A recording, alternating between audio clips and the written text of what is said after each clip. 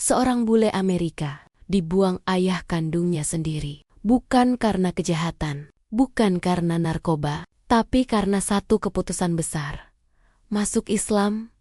Lebih mengejutkan lagi, hidayah itu ia temukan di dalam penjara. Bagaimana penjara justru mengubah hidupnya selamanya. Assalamualaikum warahmatullahi wabarakatuh. Ia pertama kali menginjakan kaki di Indonesia bukan sebagai pencari iman, melainkan sebagai pelarian. Namanya Daniel Harper. Pria bule asal Amerika berusia 32 tahun. Bertubuh tinggi, dengan wajah lelah yang sulit disembunyikan. Bandara Soekarno-Hatta terasa panas dan bising baginya. Sangat berbeda dari kota asalnya di Texas. Namun justru di tempat asing inilah, ia berharap bisa menghilang dari masa lalunya. Daniel datang dengan visa kerja sementara sebagai tenaga pengajar bahasa Inggris di sebuah lembaga kursus kecil di pinggiran Jakarta. Pekerjaan itu tidak istimewa. Gajinya pas-pasan dan tempat tinggalnya hanya sebuah kamar kos sempit di gang padat penduduk. Tapi baginya, hidup sederhana jauh lebih baik daripada kembali ke rumah ayahnya di Amerika. Rumah yang kini terasa seperti neraka tanpa api. Sejak kecil, Daniel dibesarkan dalam keluarga Kristen yang sangat taat. Ayahnya, Robert Harper, adalah seorang pendeta gereja kecil yang disegani di komunitasnya. Nama keluarga Harper dikenal sebagai keluarga yang lurus, disiplin, dan tidak pernah menyimpang dari ajaran gereja. Daniel tumbuh dengan aturan ketat, doa pagi dan malam, serta kewajiban hadir di gereja setiap minggu tanpa alasan. Namun sejak remaja, Daniel selalu merasa ada yang kosong. Ia menjalani semua kewajiban itu, tapi hatinya tidak pernah benar-benar merasa dekat dengan Tuhan yang diajarkan kepadanya. Setiap pertanyaan yang ia ajukan selalu dijawab dengan larangan untuk berpikir terlalu jauh. Iman tidak perlu dipertanyakan, kata ayahnya berkali-kali. Kalimat itu lemon justru membuat Daniel semakin jauh. Ketika dewasa, Daniel mulai memberontak. Ia meninggalkan rumah, hidup bebas, dan perlahan terseret ke dalam pergaulan yang salah. Alkohol, emosi yang tidak terkendali, dan rasa marah kepada ayahnya membentuk dirinya menjadi pribadi yang kasar. Hingga suatu malam di Amerika, satu kesalahan besar mengubah segalanya. Perkelahian yang dipicu mabuk membuat Daniel harus mendekam di penjara selama beberapa tahun. Penjara menjadi titik terendah hidupnya. Tapi anehnya, justru di sanalah hidupnya mulai berubah. Ia bertemu beberapa narapidana Muslim. Sebagian dari mereka adalah imigran. Daniel awalnya tidak tertarik, bahkan merasa curiga. Namun ia sering mendengar mereka membaca Al-Quran dengan suara pelan di malam hari. Ada ketenangan yang aneh, sesuatu yang tidak pernah ia rasakan sebelumnya. Rasa penasaran membawa Daniel pada perkikopen-perkikopen kecil. Tidak ada paksaan, tidak ada ceramah keras. Mereka hanya bercerita tentang hidup, tentang kesalahan, dan tentang harapan. Daniel mulai membaca terjemahan Al-Quran. Semakin ia membaca, semakin ia merasa seolah ada jawaban atas pertanyaan-pertanyaan yang selama ini ia pendam sendiri di dalam sel penjara yang dingin. Daniel mengucapkan syahadat. Tidak ada saksi selain beberapa napi dan Tuhan yang ia cari selama ini. Ia menangis, bukan karena sedih, tapi karena merasa menemukan sesuatu yang selama ini hilang. Ketika Daniel keluar dari penjara dan menyampaikan keputusannya kepada ayahnya, dunia yang tersisa runtuh seketika. Robert Harper tidak mau mendengar penjelasan apapun. Ia menyebut Daniel sebagai pengkhianat, anak durhaka, dan aib keluarga. Hubungan mereka putus hari itu juga. Daniel diusir, dianggap mati, dan tidak diizinkan kembali ke rumah keluarga. Indonesia kemudian menjadi tujuan pelarian Daniel. Ia memilih negara ini karena satu alasan sederhana. Ia ingin hidup di tempat di mana menjadi Muslim bukanlah sesuatu yang harus disembunyikan, tapi Begitu tiba di Jakarta, ia sadar bahwa hidup di negara baru tidak otomatis membuat segalanya mudah. Hari-hari pertama Daniel di Indonesia diisi dengan kebingungan, bahasa yang asing, kebiasaan yang berbeda, dan rasa kesepian yang menekan. Ia sering salah paham saat berbicara dengan orang lokal. Ia belum terbiasa dengan keramaian, dengan suara azan yang menggema 5 kali sehari, dengan tatapan orang-orang yang penasaran melihat bule tinggal di gang sempit. Namun suara azan itulah yang justru menjadi penghibur baginya. Setiap kali mendengarnya, Daniel merasa hatinya sedikit lebih tenang. Ia belum fasih salat, bacaannya masih terbata-bata, tapi ia berusaha di kamar kosnya yang sempit, dengan sajadah murah yang ia beli di pasar. Daniel berusaha menjalani hidup barunya dengan sungguh-sungguh di tempat kursus tempatnya bekerja. Daniel berusaha bersikap profesional. Murid-muridnya kebanyakan anak SMA dan mahasiswa. Mereka ramah, tapi sering penasaran. Beberapa bertanya tentang agamanya, tentang alasan seorang bule memilih tinggal di Indonesia. Daniel menjawab seperlunya. Ia belum siap membuka luka lama. Suatu sore, setelah kelas selesai, Daniel duduk sendirian di teras masjid kecil dekat kosnya. Ia belum berani masuk terlalu sering. Ia masih merasa sebagai orang asing. Seorang pria paruh baya menghampirinya, mengenakan sarung dan peci sederhana. Namanya Pak Rahman, penjaga masjid sekaligus imam setempat. Pak Rahman tidak banyak bertanya. Ia hanya menyapa, mengajak Daniel minum teh, dan berbincang ringan. Dari obrolan singkat itu, Daniel merasa diterima tanpa dihakimi. Tidak ada pertanyaan menginterogasi, tidak ada pandangan curiga, hanya sikap tenang dan senyum tulus. Hari demi hari, Daniel mulai lebih sering datang ke masjid. Ia belajar salat dengan bantuan Pak Rahman. Ia belajar mengucapkan doa-doa pendek. Kesalahannya sering, lidahnya kaku, tapi tidak ada yang menertawakan. Untuk pertama kalinya sejak lama, Daniel merasa tidak sendirian. Namun di balik ketenangan itu, luka lama belum sembuh. Setiap malam, Daniel sering terbangun dengan mimpi buruk. Wajah ayahnya muncul dalam ingatan. Suara marah yang mengusirnya.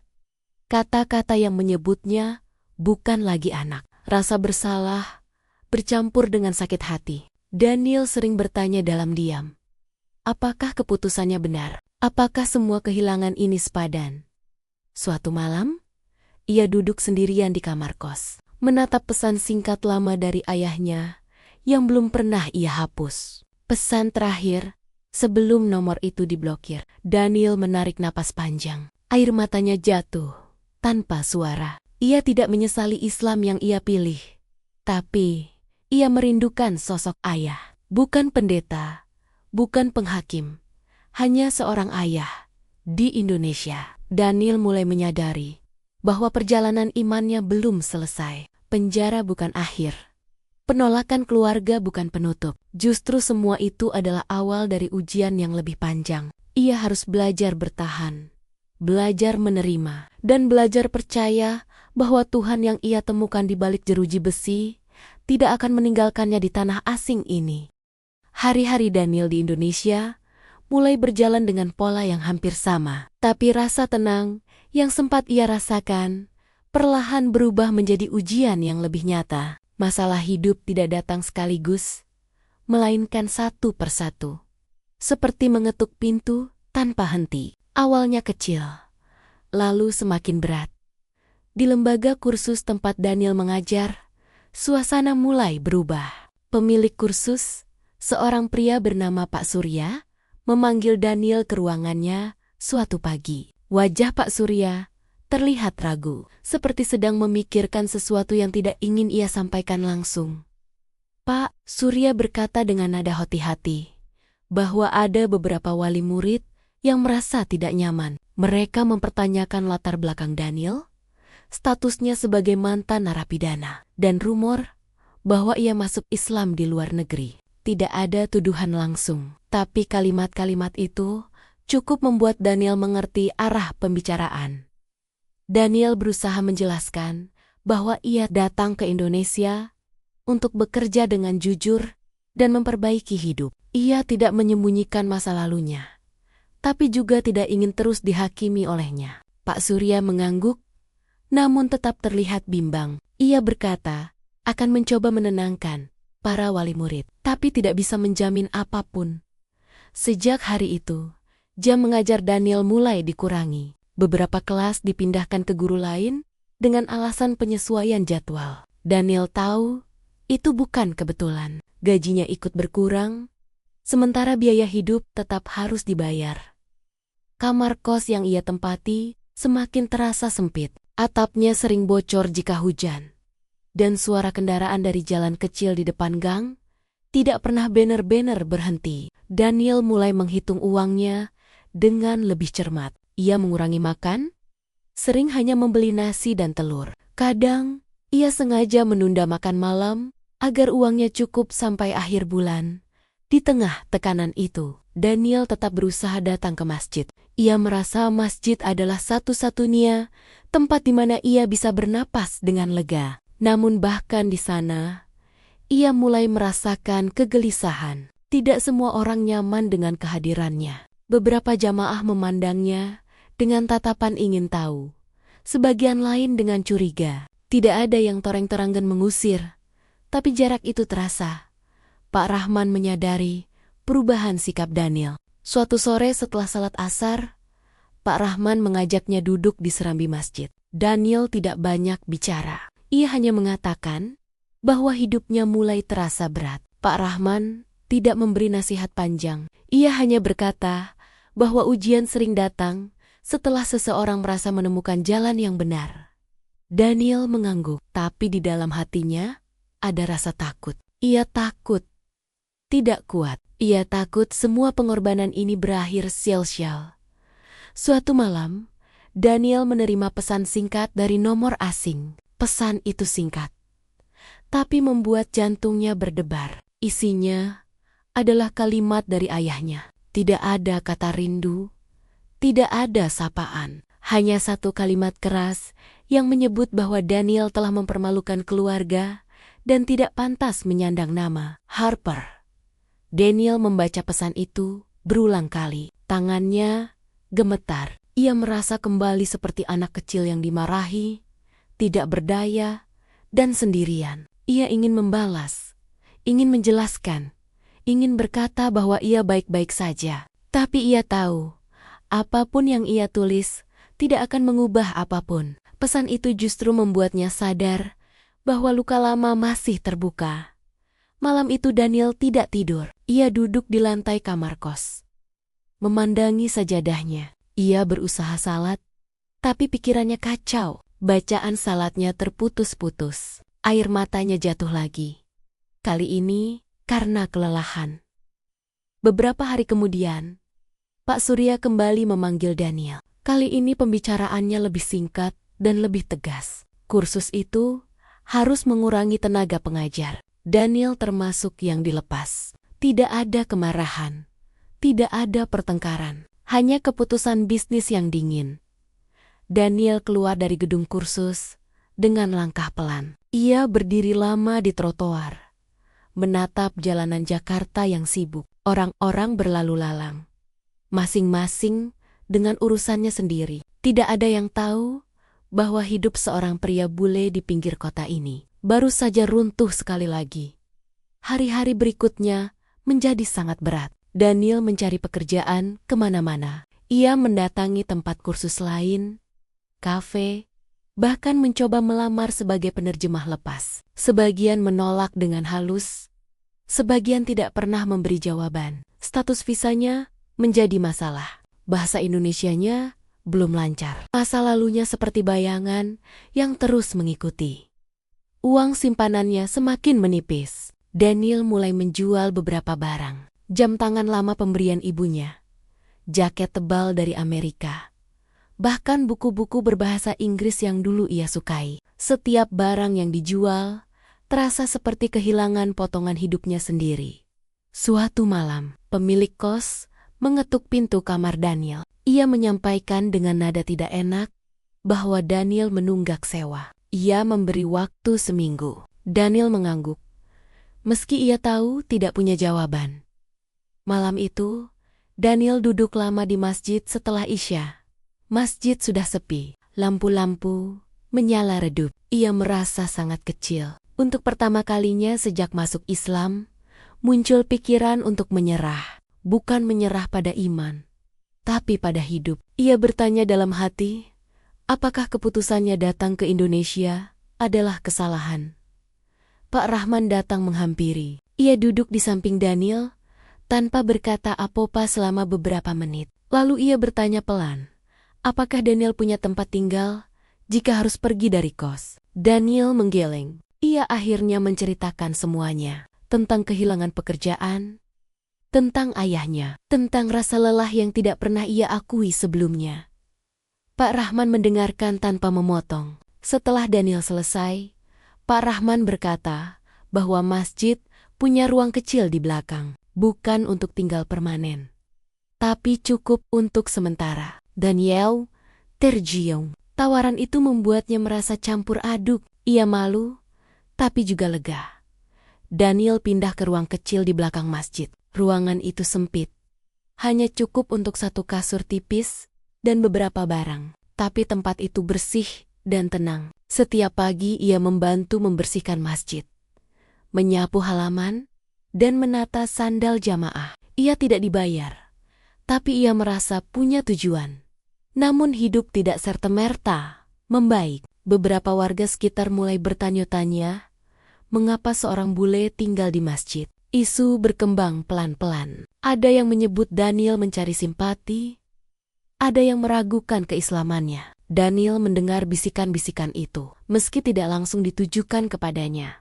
Suatu hari, seorang pria datang ke masjid dan berbicara dengan nada keras kepada Pak Rahman. Ia mempertanyakan keberadaan Daniel. Daniel berdiri agak jauh, mendengarkan dengan perasaan campur aduk. Pak Rahman membela Daniel dengan tenang, mengatakan bahwa masjid adalah tempat bagi siapapun yang ingin memperbaiki diri, meski situasi mereda. Daniel merasa tidak enak. Ia tidak ingin menjadi beban atau sumber masalah. Ia semakin giat mencari pekerjaan, bahkan bersedia menerima apapun. Mengajar privat dengan bayaran kecil, membantu angkut barang, apa saja. Suatu sore, Daniel mendapatkan tawaran mengajar anak-anak di sebuah kampung padat penduduk. Bayarannya kecil, tapi cukup untuk makan. Anak-anak itu awalnya canggung, tapi lamai-kelamaan mereka tertawa dan berani berbicara. Untuk pertama kalinya setelah lama, Daniel tersenyum tanpa beban. Di antara kesulitan itu, Daniel mulai belajar bahwa kebahagiaan tidak selalu datang dalam bentuk besar. Kadang hanya berupa senyum anak-anak atau secangkir teh hangat setelah salat. Meski hatinya masih sering terluka, ia mulai merasakan kekuatan kecil yang tumbuh perlahan. Namun Daniel tahu, badai belum selesai. Masalah ekonomi, penolakan, dan luka keluarga masih menunggunya di depan. Bab kedua hidupnya di Indonesia bukan tentang kemenangan, melainkan tentang bertahan, tentang jatuh tanpa benar-benar menyerah. Dan di titik itu, Daniel mulai mengerti bahwa iman yang ia pilih bukan janji kemudahan, melainkan kekuatan untuk tetap berdiri saat semuanya terasa runtuh. Hidup Daniel perlahan berubah arah, tapi bukan ke arah yang ia harapkan. Mengajar anak-anak di kampung memberi sedikit pemasukan, namun tidak cukup untuk membuatnya merasa aman. Setiap hari selalu ada kekhawatiran baru. Kadang soal uang, kadang soal pandangan orang, kadang soal masa depan yang tidak jelas. Daniel kini tinggal penuh di ruang kecil belakang masjid. Pak Rahman mengizinkannya selama belum menemukan tempat lain. Daniel sangat menjaga sikap. Ia bangun lebih awal dari jamaah lain, membersihkan halaman, mengepel lantai, dan memastikan masjid siap sebelum azan subuh berkumandang. Ia tidak ingin ada satupun orang yang merasa terganggu oleh kehadirannya. Namun kenyataan tidak selalu mengikuti niat baik. Beberapa warga mulai terang-terangan mempertanyakan Daniel, bukan dengan kasar, tapi dengan nada yang menyudutkan. Ada yang bertanya, mengapa masjid dipakai menampung orang asing? Ada pula yang meragukan niat Daniel masuk Islam, menyebutnya hanya mencari perlindungan atau simpati. Daniel mendengar semua itu. Ia memilih diam. Setiap kata yang ia dengar terasa seperti menggores luka lama. Ia teringat ayahnya. Dulu, ayahnya juga berbicara dengan nada yang sama, yakin bahwa ia benar dan Daniel salah. Bedanya, kali ini datang dari orang-orang yang seiman dengannya. Pak Rahman berusaha menenangkan suasana. Ia menjelaskan bahwa Daniel tidak meminta apa-apa selain tempat sementara. Namun, tidak semua orang puas. Ada yang menyarankan Daniel pergi ke kota lain. Ada pula yang berkata bahwa Indonesia bukan tempat yang tepat bagi orang dengan masa lalu seperti Daniel. Tekanan itu membuat Daniel semakin tertutup. Ia jarang berbicara. Kecuali jika perlu, ia menghabiskan banyak waktu sendirian, membaca Al-Quran terjemahan yang semakin lusuh. Setiap ayat yang ia baca bukan selalu menenangkan, tapi membuatnya berpikir tentang ujian, tentang kesabaran, dan tentang apakah ia benar-benar sanggup menjalani semua ini. Suatu malam, Daniel jatuh sakit, tubuhnya demam, kepalanya pusing, dan ia menggigil meski udara Jakarta tidak dingin. Ia mencoba bertahan, tapi akhirnya tidak kuat. Pak Rahman membawanya ke puskesmas terdekat. Daniel duduk di kursi plastik, menunggu giliran dengan tubuh lemas dan wajah pucat. Di ruang tunggu itu, Daniel merasa sangat sendirian. Ia melihat keluarga lain datang bersama, saling menjaga. Ia hanya ditemani Pak Rahman, orang yang baru ia kenal beberapa bulan. Saat itu, rasa rindu pada keluarganya di Amerika datang dengan kuat. Ia membayangkan ibunya yang dulu selalu menyiapkan sup hangat saat ia sakit. Tapi ibunya telah lama meninggal, dan ayahnya telah menutup pintu. Setelah diperiksa, Daniel hanya diberi obat dan diminta istirahat. Tidak ada yang serius, tapi tubuhnya jelas kelelahan. Selama beberapa hari berikutnya, Daniel tidak bisa mengajar. Penghasilannya berhenti. Ia kembali menghitung uang receh di dompetnya, menyadari bahwa ia hampir tidak punya apa-apa lagi. Di tengah kondisi itu, masalah baru datang. Seorang pria berpakaian rapi datang ke masjid dan mencari Daniel. Pria itu memperkenalkan diri sebagai perwakilan dari sebuah lembaga sosial asing. Ia mengatakan mendapatkan informasi tentang Daniel dari seseorang di Amerika. Mendengar itu, jantung Daniel langsung berdebar. Mereka berbicara di serambi masjid. Pria itu menyampaikan bahwa ayah Daniel sedang sakit, tidak parah, tapi cukup untuk membuatnya tidak bisa bekerja. Namun pesan yang disampaikan bukan kabar rindu atau permintaan maaf. Ayah Daniel ingin Daniel kembali ke Amerika dengan satu syarat. Daniel harus meninggalkan Islam. Kalimat itu membuat Daniel terdiam lama. Ia merasa seperti kembali ke titik awal hidupnya. Pilihan yang ia pikir sudah ia buat kembali muncul di hadapannya dengan bentuk yang lebih kejam. Ayahnya sakit, ada tanggung jawab sebagai anak, tapi ada juga iman yang baru ia pegang dengan susah payah.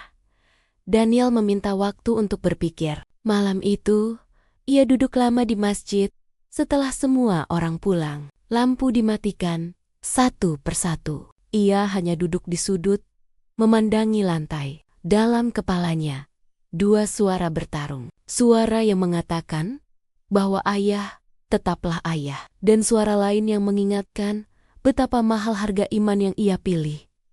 Ia mencoba salat, tapi pikirannya kacau. Air mata kembali jatuh. Ia merasa lelah dengan semua pilihan yang selalu menyakitkan. Ia tidak pernah meminta hidup seperti ini. Ia hanya ingin merasa benar dan tenang.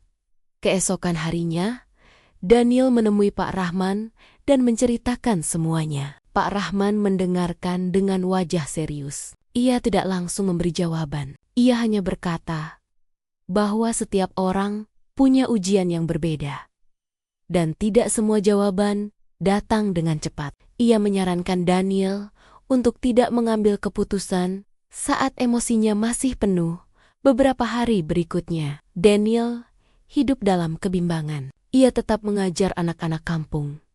Tapi pikirannya sering melayang. Ia sering salah menyebut kata, lupa materi, dan kehilangan fokus. Anak-anak menyadarinya, tapi tidak bertanya. Mereka hanya tetap datang, tetap belajar, seolah kehadiran Daniel sudah menjadi bagian dari rutinitas mereka.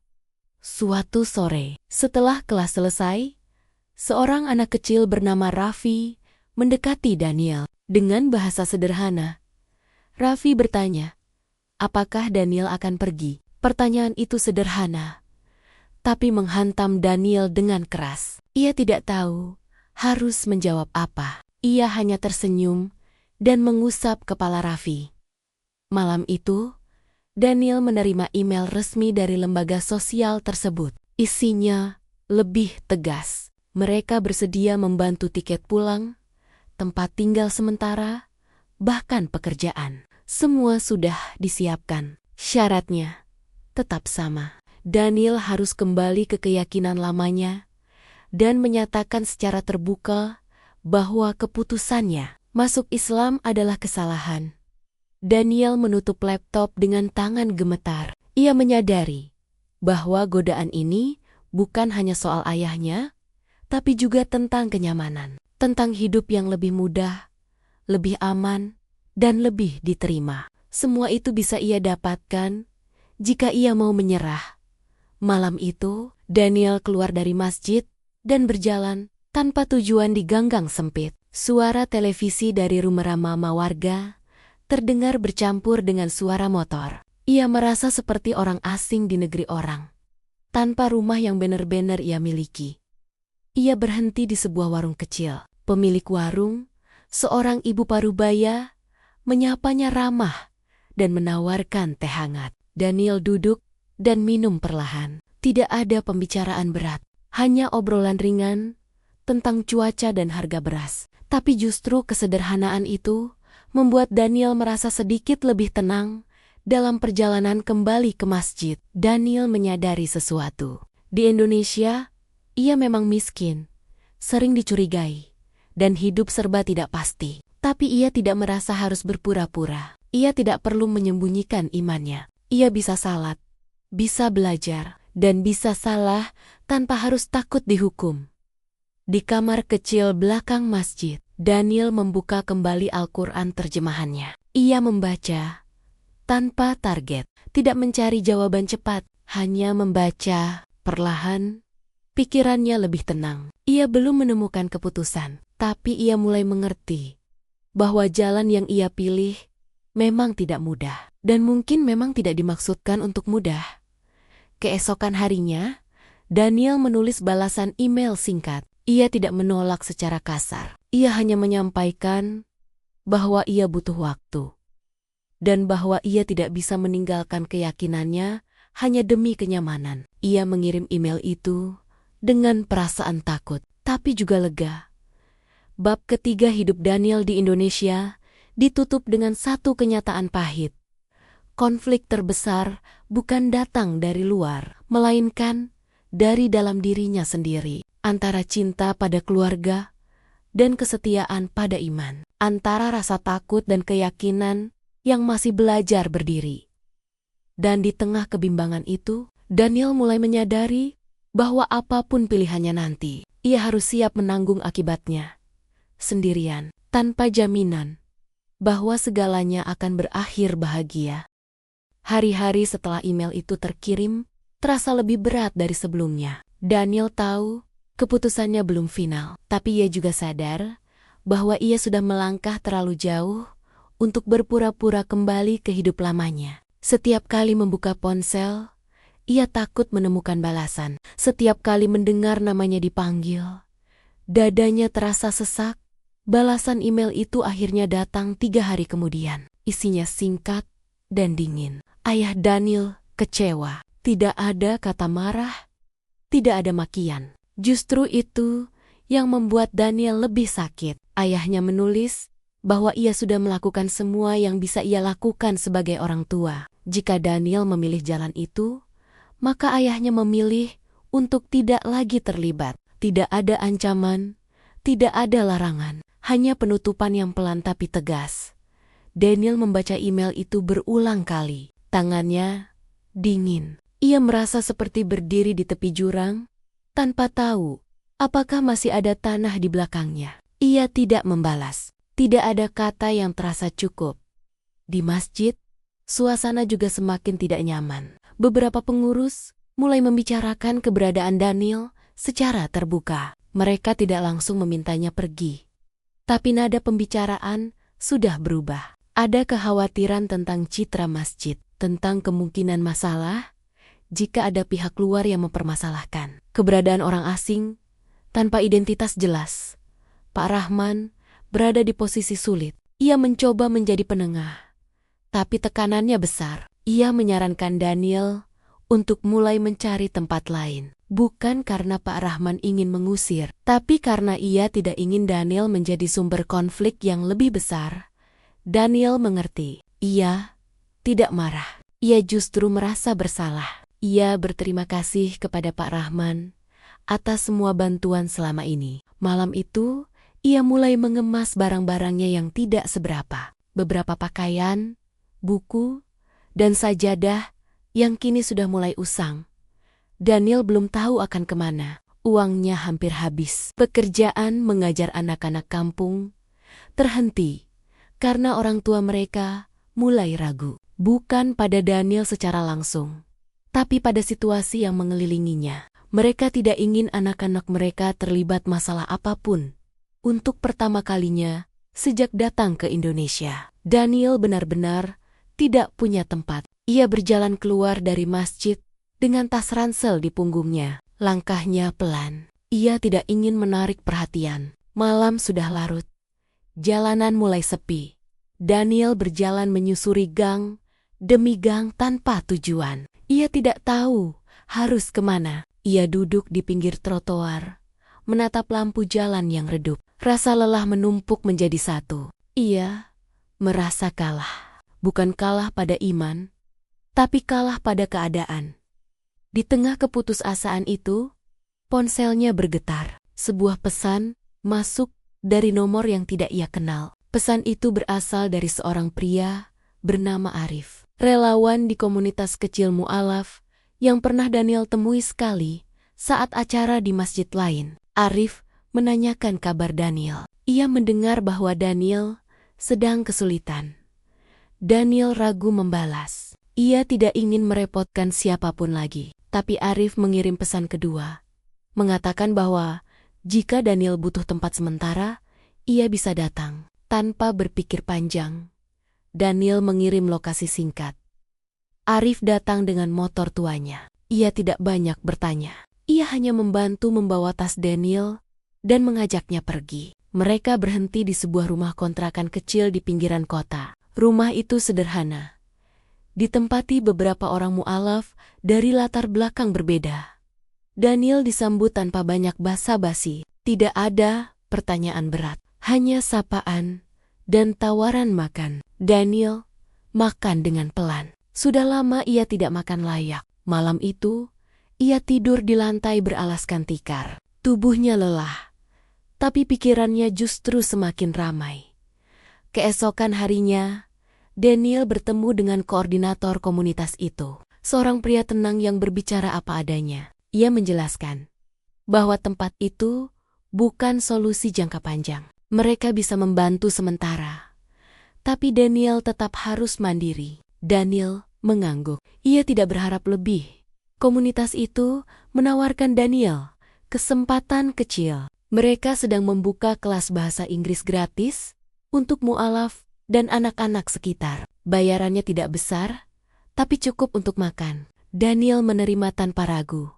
Namun masalah lain muncul. Suatu siang, dua pria berpakaian rapi datang ke kontrakan itu. Mereka memperkenalkan diri sebagai perwakilan lembaga asing yang sama seperti sebelumnya. Kali ini, mereka datang langsung, membawa dokumen, dan berbicara lebih tegas. Mereka mengatakan bahwa ayah Daniel semakin memburuk kondisinya. Ada kemungkinan serius. Mereka meminta Daniel berpikir ulang. Tawaran mereka masih berlaku, tapi waktunya terbatas. Jika Daniel menolak sekarang, mungkin tidak ada kesempatan lagi. Percakapan itu berlangsung lama. Daniel duduk diam, mendengarkan. Setiap kata terasa seperti tekanan yang semakin kuat. Mereka tidak mengancam, tapi cara mereka berbicara membuat Daniel merasa bersalah, seolah-olah ia egois karena memilih keyakinannya sendiri.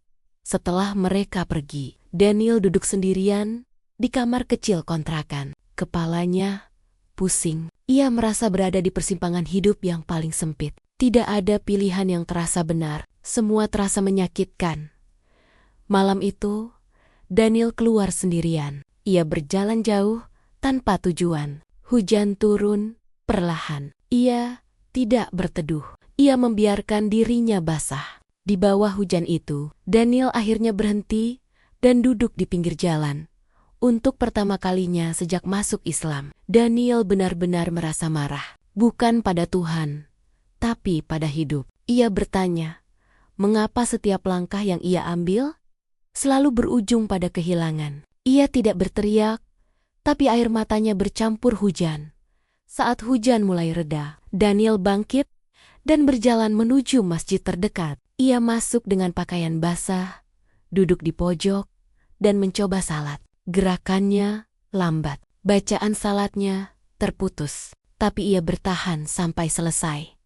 Setelah itu, Daniel duduk lama, tidak meminta apapun, tidak memohon keajaiban. Ia hanya berkata dalam hati bahwa ia sudah terlalu lelah untuk berpura-pura kuat. Jika memang harus kehilangan segalanya, setidaknya ia ingin jujur pada dirinya sendiri. Keesokan paginya, Daniel membuat keputusan. Ia menghubungi perwakilan lembaga itu dan meminta pertemuan terakhir. Mereka bertemu di sebuah kafe. Daniel datang dengan wajah tenang. Meski hatinya bergetar, Daniel mengatakan bahwa ia mencintai ayahnya dan berharap ayahnya sembuh. Tapi ia juga mengatakan bahwa ia tidak bisa kembali ke hidup lamanya dengan cara menyangkal keyakinan yang kini menjadi pegangan hidupnya. Ia siap menanggung konsekuensinya. Perwakilan itu mencoba membujuk sekali lagi. Mereka berbicara tentang keluarga, tentang masa depan, tentang rasa menyesal di kemudian hari. Daniel mendengarkan dengan sopan, lalu mengulang jawabannya dengan nada yang sama. Tidak keras, tapi pasti pertemuan itu berakhir tanpa kesepakatan. Saat Daniel keluar dari kafe, kakinya terasa lemas. Ia tahu, keputusan itu mungkin menutup pintu terakhir menuju ayahnya. Kesadaran itu menghantamnya keras. Malam itu, Daniel kembali ke kontrakan dengan perasaan kosong. Tidak ada rasa lega yang besar. Tidak ada kemenangan, hanya kesunyian. Tapi di balik kesunyian itu, ada satu hal yang tidak goyah. Ia tidak lagi ragu pada pilihannya. Hari-hari setelah keputusan itu, terasa hening bagi Daniel. Tidak ada lagi pesan dari lembaga asing, tidak ada email lanjutan, dan tidak ada kabar apapun dari ayahnya. Keheningan itu justru lebih berat daripada pertengkaran. Daniel tidak lagi berharap pada sesuatu yang belum tentu datang. Ia hanya mencoba menjalani hari demi hari dengan apa yang ada. Daniel menetap sementara di rumah kontrakan komunitas mu'alaf. Ia mengajar kelas bahasa Inggris kecil setiap sore. Murid-muridnya datang dengan semangat yang tulus. Sebagian dari mereka juga mu'alaf. Sebagian lainnya anak-anak warga sekitar yang ingin belajar gratis. Daniel mengajar dengan sederhana, tanpa target besar. Ia hanya ingin berguna. Uang yang ia dapatkan tidak banyak, tapi cukup untuk makan dan menyisihkan sedikit. Ia belajar hidup dengan lebih teratur. Bangun pagi, membantu pekerjaan rumah, mengajar, lalu kembali belajar agama di malam hari. Hidupnya masih berat, tapi tidak lagi kacau seperti sebelumnya. Suatu hari, Arif mengajak Daniel menghadiri acara kecil di sebuah masjid di luar kota. Acara itu adalah pertemuan mu'alaf dari berbagai daerah. Daniel ragu awalnya. Ia tidak merasa pantas berbagi cerita, tapi Arif meyakinkannya bahwa kehadirannya saja sudah cukup. Di masjid itu, Daniel bertemu banyak orang dengan kisah yang tidak kalah berat. Ada yang ditolak keluarga, ada yang kehilangan pekerjaan, ada pula yang diusir dari rumah. Daniel mendengarkan lebih banyak daripada berbicara. Ia menyadari bahwa penderitaannya bukan satu-satunya di dunia ini. Saat sesi berbagi cerita, Daniel akhirnya berbicara singkat. Ia tidak membesar-besarkan apapun. Ia hanya menceritakan bagaimana ia masuk Islam di penjara, bagaimana ia kehilangan keluarganya, dan bagaimana ia masih belajar bertahan. Tidak ada tepuk tangan panjang, hanya anggukan pelan dan tatapan yang mengerti. Setelah acara itu, seorang pria mendekati Daniel. Pria itu memperkenalkan diri sebagai pemilik lembaga pendidikan kecil di daerah Jawa Tengah. Ia menawarkan Daniel pekerjaan mengajar bahasa Inggris dengan tempat tinggal sederhana. Bukan tawaran mewah, tapi stabil. Daniel tidak langsung menjawab. Ia meminta waktu untuk berpikir. Malam itu, Daniel merenung lama. Tawaran itu berarti pindah kota, memulai lagi dari nol. Tapi bukankah hidupnya selama ini memang selalu tentang memulai ulang? Ia berdiskusi dengan Arif dan koordinator komunitas. Mereka mendukung apapun keputusan Daniel.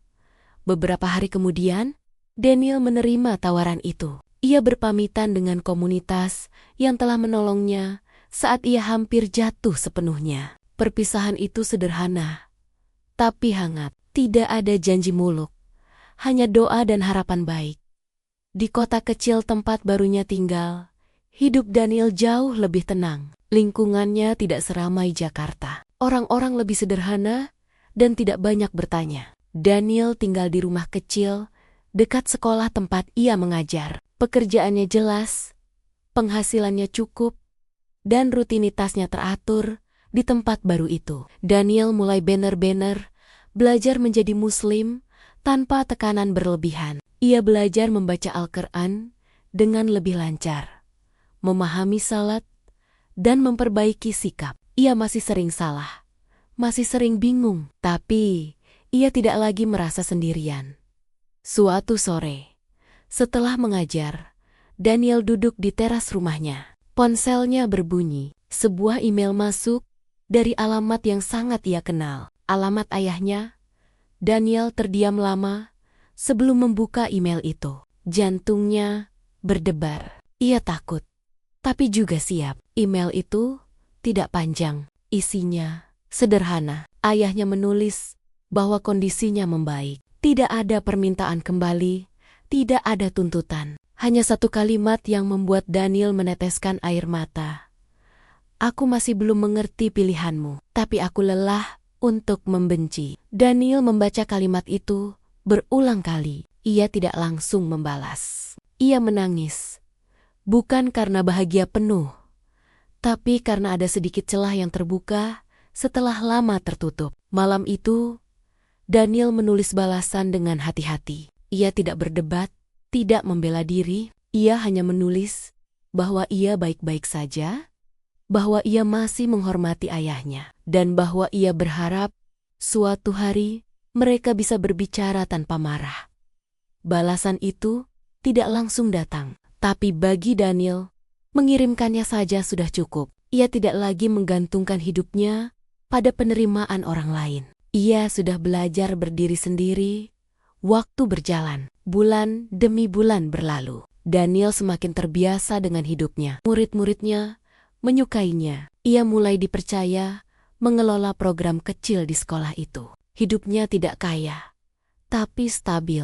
Ia bisa menabung sedikit demi sedikit. Di sebuah hari Jumat, Daniel diminta menjadi penerjemah untuk seorang ustaz tamu dari luar negeri. Ia gugup, tapi mencoba. Acara itu berjalan lancar. Setelah selesai, beberapa orang menghampirinya. dan berterima kasih. Daniel tersenyum, merasa untuk pertama kalinya kemampuannya benar-benar berguna. Malam itu, Daniel duduk sendirian di kamar, mengingat perjalanan hidupnya. Dari anak pendeta yang bingung, narapidana, mu'alaf yang dibuang keluarga, hingga akhirnya menjadi pria biasa di kota kecil Indonesia. Tidak ada satupun yang ia rencanakan, tapi semuanya membentuk dirinya hari ini. Daniel menyadari satu hal penting, hidupnya tidak berubah menjadi mudah setelah masuk Islam. Bahkan mungkin lebih sulit, tapi ia tidak lagi merasa kosong. Ia tahu mengapa ia bangun setiap pagi. Ia tahu kepada siapa ia bersandar saat lelah. Beberapa minggu kemudian, Daniel menerima kabar bahwa ayahnya ingin berbicara lewat panggilan video. Daniel gugup, tapi setuju. Percakapan itu canggung, tidak hangat, tapi juga tidak penuh amarah. Mereka berbicara tentang hal-hal ringan, tentang cuaca, pekerjaan, dan kesehatan. Tidak ada pembahasan agama malam itu. Setelah panggilan berakhir, Daniel duduk lama. Ia tidak berharap rekonsiliasi cepat, tapi percakapan itu adalah langkah kecil. Dan langkah kecil sudah cukup. Di Indonesia, Daniel akhirnya menemukan sesuatu yang tidak ia temukan di tempat lain. Bukan kekayaan, bukan kemudahan, tapi kesempatan untuk menjadi manusia apa adanya. Salah, belajar, jatuh, lalu bangkit lagi. Cerita Daniel berakhir bukan dengan kemenangan besar, bukan pula dengan semua luka sembuh sempurna, tapi dengan satu hal yang lebih jujur. Penerimaan. Ia menerima bahwa hidup tidak selalu adil, bahwa iman bukan tiket kemudahan, dan bahwa kebahagiaan kadang datang dalam bentuk yang sangat sederhana. Daniel menutup hari itu dengan salat malam yang singkat, tidak lama, tidak sempurna, tapi cukup. Dan di dalam hatinya, ia tahu bahwa perjalanan panjang yang dimulai di penjara itu akhirnya membawanya ke satu tempat yang selama ini ia cari, ketenangan. Tamat. Perjalanan Daniel mengajarkan kita satu hal penting, bahwa hidayah tidak selalu datang dengan kemudahan. Kadang justru dibayar dengan kehilangan. Ia kehilangan keluarga, rumah, dan masa lalunya. Tapi menemukan ketenangan yang selama ini ia cari. Jika kamu berada di posisi sulit, merasa sendirian karena pilihan hidupmu, ingatlah, kamu tidak benar-benar sendiri. Terima kasih sudah menyimak kisah ini sampai akhir. Jangan lupa like, komentar, dan bagikan agar kisah ini bisa menguatkan lebih banyak hati. Assalamualaikum warahmatullahi wabarakatuh.